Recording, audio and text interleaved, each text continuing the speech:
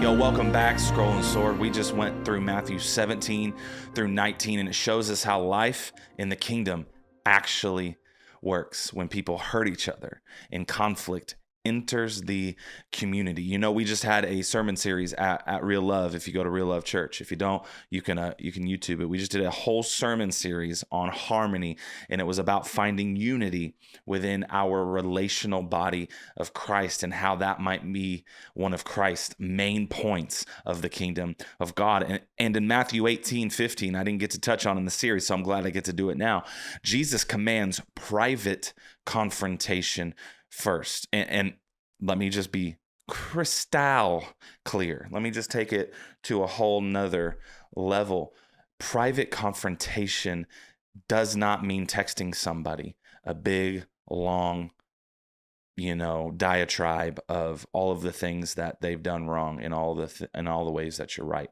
That is not what it is. I don't even think we should be doing long text messages to people, even with healthy language. I don't think that's right, because this didn't exist 2,000 years ago when Jesus was telling us to privately confront somebody. No, that means, hey, face to face. Can we talk right now? Can we talk? I will only approve of text messages that say, hey, can we talk face to face in love? So Jesus commands private, healthy confrontation first, going directly to your brother to restore them, going directly to your sister to restore them. It was not a gotcha moment. If you're trying to talk to somebody to get them in a corner, you are demonic. That is not the way of Christ. And if you avoid direct conversation and choose silence or gossip, you are choosing disobedience over obedience. That's not the way of Christ. It is demonic. Jesus then, he brings in witnesses. We see this in Matthew 18:16,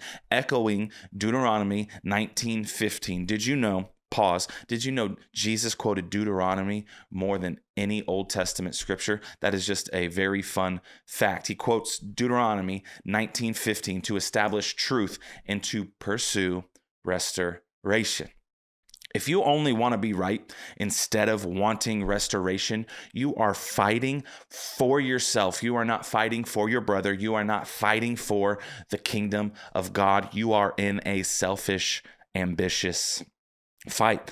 And Matthew 18:17 says this, that the issue is brought to the church if private restoration is not successful, showing that sin is never just personal, but it affects the whole body. We know when something's running through a church. We know when people are acting dramatic. We know because it affects everybody. And if we treat sin like it's not a big deal, sometimes that feels loving, but it actually allows damage to spread unchecked. So if you're silent, or if you gossip about it, you're allowing the damage of sin to run unchecked through an entire body of Christ. And it might even spread to the body of unbelievers that the body of believers are called to create into disciples. So here's the deal. Jesus, he gives authority to bind and loose in Matthew chapter 18, and he promises his presence where believers gather in his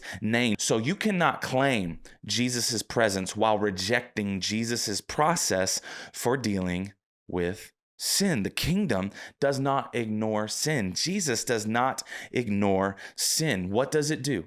It confronts it with truth, with love, and with the goal of restoration. Truth, love, and the goal of restoration. Let that be your goal when you step into conflict. Love you. I'll see you in the discussion room. Let's talk about it.